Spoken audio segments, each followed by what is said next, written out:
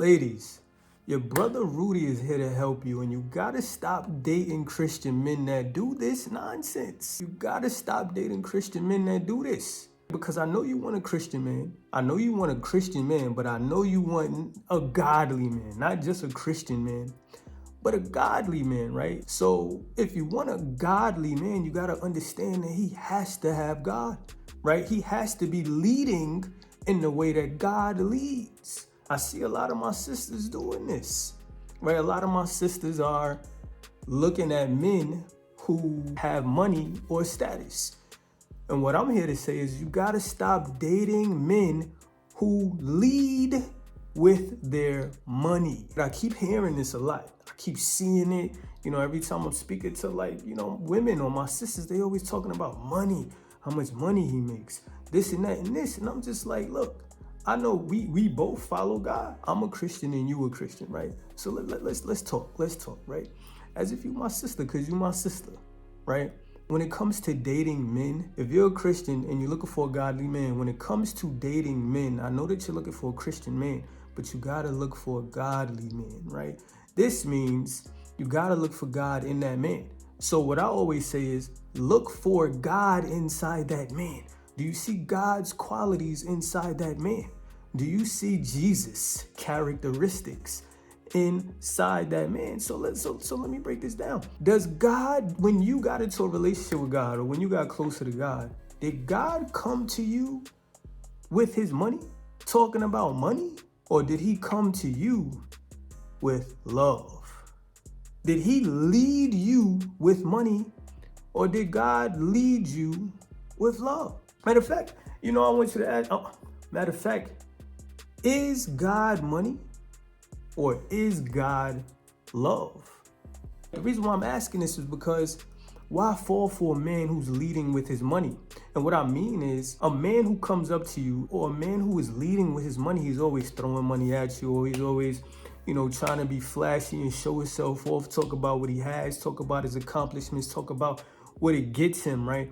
But is he leading with love or leading with God inside of him? Do you see integrity in this man? Do you see love? Do you see kindness? Do you see the fruit of the Spirit in this man? Is he leading with integrity, with kindness, with generosity, with keeping his word, with faithfulness, with truthfulness, with so many other things that show God's characteristics, that shows God's Spirit inside of him? Because I know, and don't be mad, I did make a video for men too, like stop dating Christian women who do this. So this isn't me trying to say anything bad. I'm just trying to help y'all, right?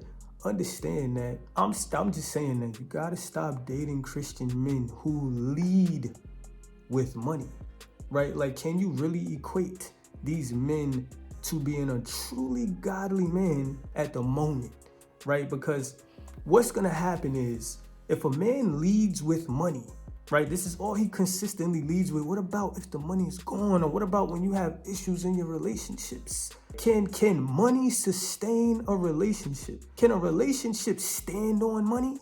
If he's leading with money, what else is he gonna lead with, right? When you have issues, what he gonna do? Lead with money. When you got a conversation and y'all need to talk, what he gonna do? Lead with money. When it comes to children, what he gonna do? Lead with money. When it comes to love, what he gonna do? Now I want you to know, money is not bad. Money is not bad. I'm not trying to say money is bad. What I'm trying to say is he leading with this? What is the importance to him of what money is, right? Because some men use money because they know they can pull on a woman. Some men use money because it makes them feel manly, like it boosts their ego. It makes them have high self-esteem, like they are using something outside of themselves to make themselves feel better. And they'll use that same thing to get what they want. Do you want that? Because that's what he's going to be doing in the relationship, outside of the relationship. You got to be able to see this. If a man is leading with who he is, right? And when I say who he is, if God is inside of him, then he's going to lead with who God created him to be. He's going to have the confidence of who he is. He doesn't have to say anything about money to attract what he needs in his life or what he desires in his life. He doesn't have to use money to get that. You can have friendships. People are attracted to integrity, right? You want a faithful person. You want somebody who tells the truth, who you know you could count on. People with money are attracted to those people. And it's best to have those qualities and characteristics inside of you because you can trust that type of person. You can depend on that type of person. But can you depend on someone with just money? I think when you have good characteristics, when you have a good spirit, right? When you have integrity, that enhances who you are when you have money, right? And let's say you don't have those things. Let's say you have bad character. Let's just say that you're not mature in integrity or immature when it comes to good character or mature when it comes to being faithful or keeping your word. Then guess what's going to happen when you have money? It's going to enhance that, right? If you are immature or if you are childish or if you are selfish, it's going to enhance that. So a man with a lot of money is going to enhance his selfishness. It's going to enhance his childishness, right? But if a man has selflessness and if a man is mature, guess what that money is going to do? It's going to enhance that, right? If he is a giving person, it's going to enhance that. If he is a kind person, it's going to enhance that, right? But a person who has these qualities knows that money is not who he is. And people that know that if this thing is not who I am, then they don't usually lead with that.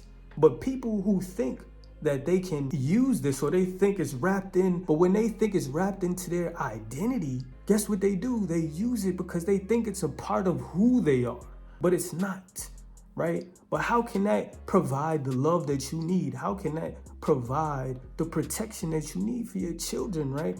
The protection that you need around the relationship if it's built off money. And when I say built, because if somebody's leading, that is where the foundation starts.